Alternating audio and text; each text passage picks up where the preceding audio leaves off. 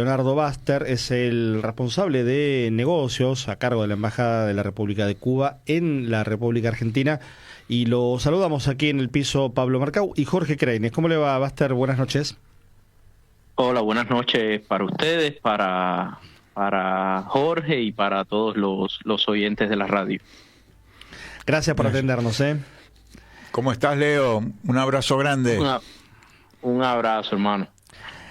Bueno, hay una palabra que hace décadas en América Latina explica por sí misma la situación de Cuba en materia de política internacional. Por supuesto que no es la única y podríamos elegir una doble definición como misiones médicas, y eso también habla de Cuba, y hablar de solidaridad internacional también habla de Cuba. Pero si uno dice bloqueo en este continente, en esta parte del mundo, y por qué no en el mundo entero, claramente define la situación de Cuba. Y me gustaría, Leo, nos gustaría que nos des una primera aproximación al tema en un año muy particular, además, porque esto se ha acrecentado, y sobre todo después del 3 de enero con lo ocurrido con el presidente de Venezuela, Nicolás Maduro, y su esposa. Sí, efectivamente.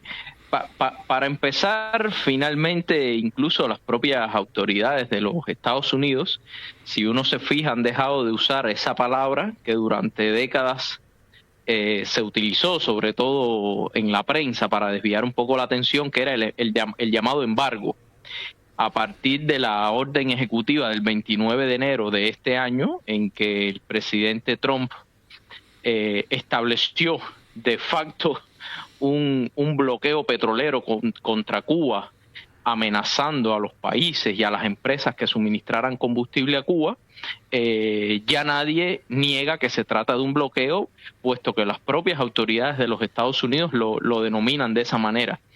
El comandante en jefe Fidel Castro en una ocasión dijo que no se trataba ni de un embargo, ni siquiera de un bloqueo, como siempre lo hemos llamado nosotros, sino que era estrictamente una guerra económica, comercial y financiera, ahora energética, podemos decir, que se nos impone a nosotros los cubanos durante más de 60 años, y que el objetivo sigue siendo el mismo, el de provocar hambre, miseria, desesperación en el pueblo cubano, para provocar una especie de estallido interno y el derrocamiento de la revolución cubana. Esta política de Washington con relación a Cuba, Leonardo, tuvo una respuesta al menos diplomática en las Naciones Unidas, que con una votación muy diferente, 136 contra 9, votaron la resolución impulsada por Cuba en contra del bloqueo, señalando que es un genocidio y que en realidad perjudica en primer lugar al conjunto del pueblo de Cuba. Eso son palabras que han quedado escritas. La solidaridad internacional se sigue manifestando desde los pueblos, en fin, hay estados que también buscan la forma de colaborar, pero lamentablemente ese bloqueo y ahora el cerco petrolero, como dicen en Cuba, el bloqueo recrudecido, no termina de continuar con un efecto muy negativo sobre la vida cotidiana en la isla. Sí,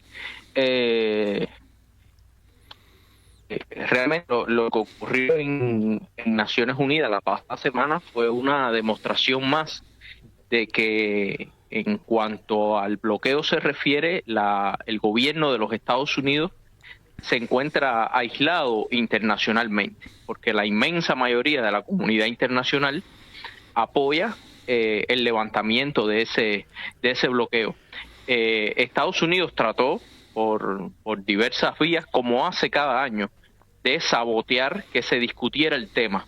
Hay que señalar que lo que ocurrió la semana pasada no es la votación que ocurre todos los años. Esa volverá a hacerse este año en el mes de octubre, Uh-huh. Siempre ocurre entre los últimos días de octubre, a más tardar los primeros días de noviembre. Este año debe ocurrir en los últimos días de octubre. Sin embargo, Cuba propuso discutir el tema a partir de la gravedad de la situación que está ocurriendo en el país y de la situación impuesta por este bloqueo energético, por esta asfixia económica que está teniendo graves daños y consecuencias en todos los aspectos de la vida, incluso en sectores que fueron banderas de los logros sociales de la revolución, como la educación y la salud. Señalábamos que a partir del recrudecimiento de estas sanciones, sobre todo a partir del año 2018, el índice de mortalidad infantil de Cuba, que llegó a ser el menor, el más bajo de todo el mundo, se ha duplicado. O sea, hoy hay niños que mueren recién nacidos en Cuba a causa de el bloqueo, porque se le impide a Cuba acceder a medicamentos que puede necesitar un bebé recién nacido, a recursos, a financiamientos para acceder también a equipos médicos para la atención de nuestros niños, de las madres embarazadas. Y ratifica que el bloqueo es un acto genocida que busca también el exterminio de un pueblo a partir de la propia declaración de su esencia en aquel célebre memorándum del 6 de abril de 1960 del entonces subsecretario de Estado de Estados Unidos, Lester Mallory, donde decía que como la mayoría del pueblo apoyaba a Castro y a la revolución, había que hacer padecer a ese pueblo 1000 necesidades y 1000 carencias para que el mismo pueblo fuera entonces quien provocara la caída de la revolución. Leonardo, en este contexto que nos describís, Jorge citaba la sesión de la semana pasada y vos dabas la explicación.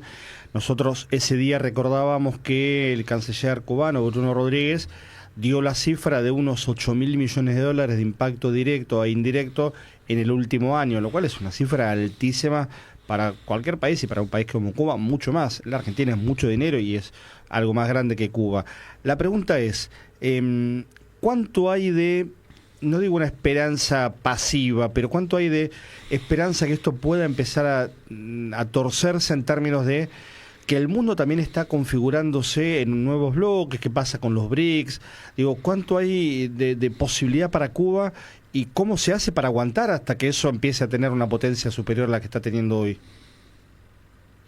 Bueno, realmente el escenario es extremadamente complejo.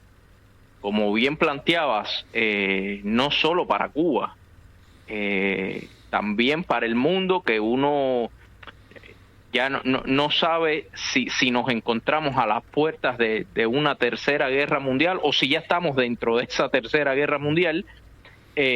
También es un escenario muy complejo para nuestra región y para Cuba, por supuesto, a partir de este recrudecimiento del bloqueo, que por supuesto no es nuevo, lo que sí ha sumado componentes extremadamente agresivos como el bloqueo petrolero y un elemento novedoso y muy peligroso también, que son las amenazas constantes de agresión militar por parte ya sea del presidente de los Estados Unidos, del secretario de Estado Marco Rubio, como de otros funcionarios del gobierno de los Estados Unidos, que además de asfixiarnos económicamente, ahora prácticamente a diario se amenaza a Cuba o aparecen en grandes titulares en un sector de la prensa corporativa estas amenazas o la construcción de supuestos pretextos para avalar que esta amenaza militar ocurra, como es el caso de señalar que Cuba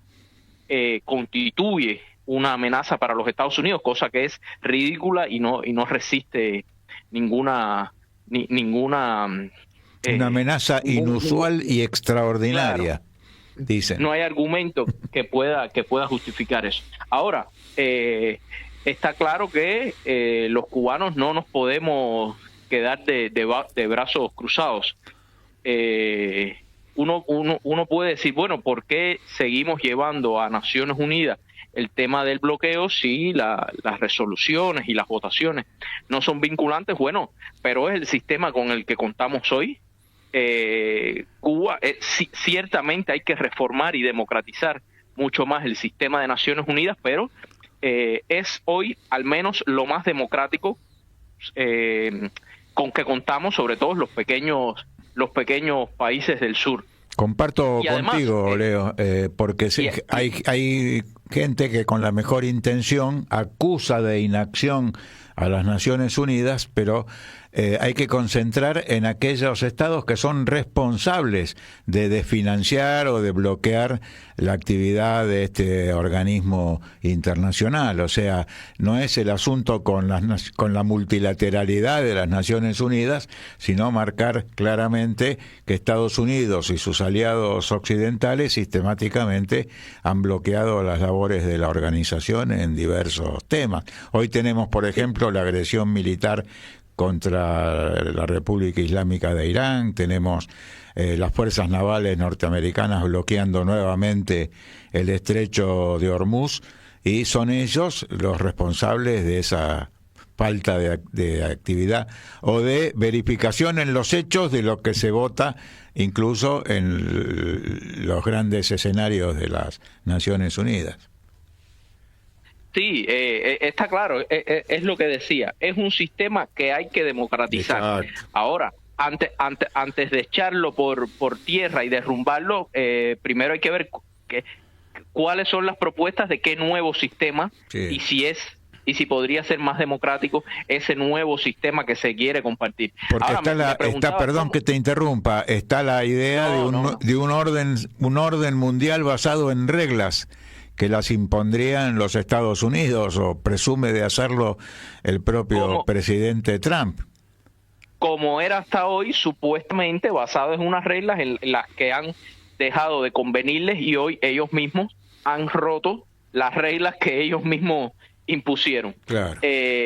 Entonces, le doy respuesta también a la pregunta anterior, ¿cómo Cuba puede salir de este complejo momento?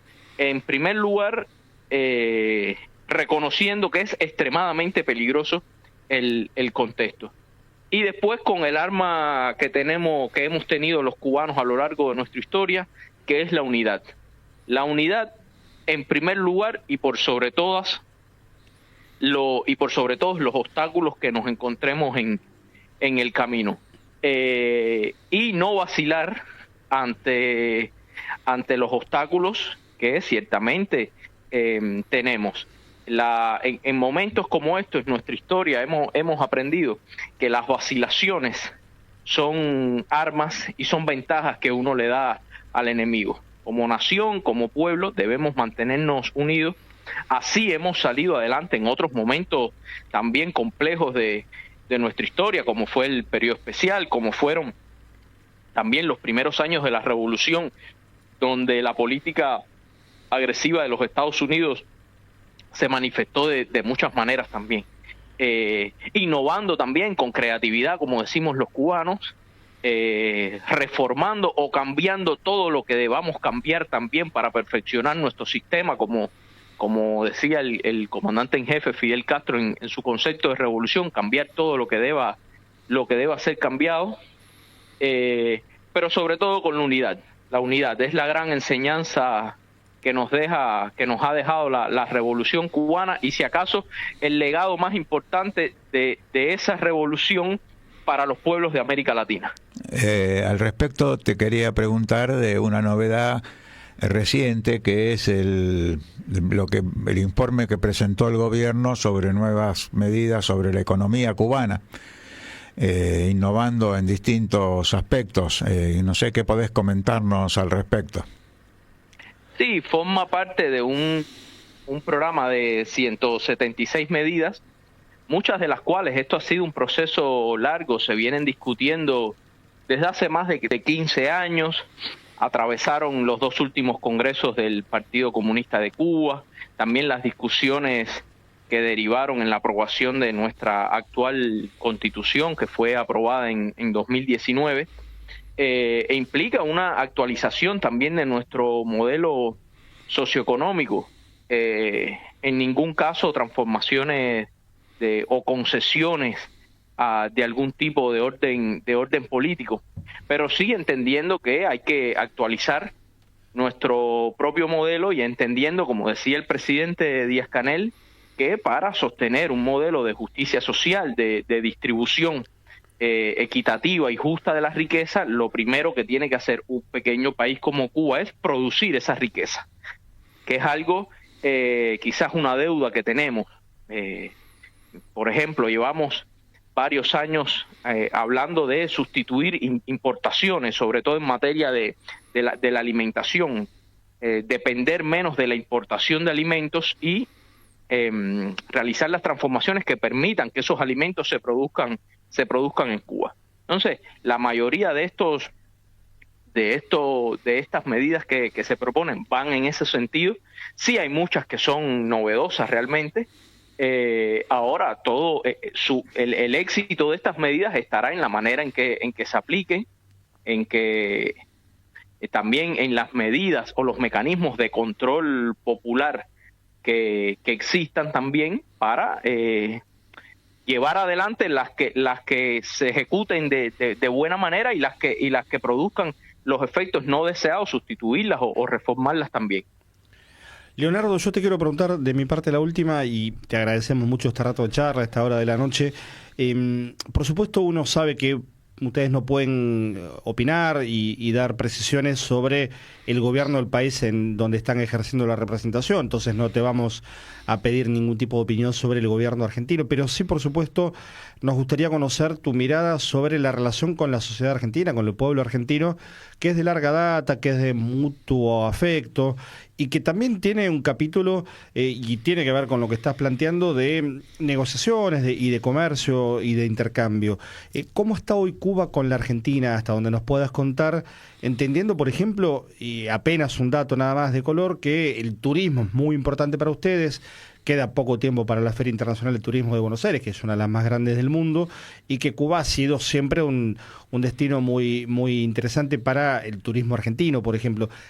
¿En qué punto está hoy la relación Cuba-Argentina?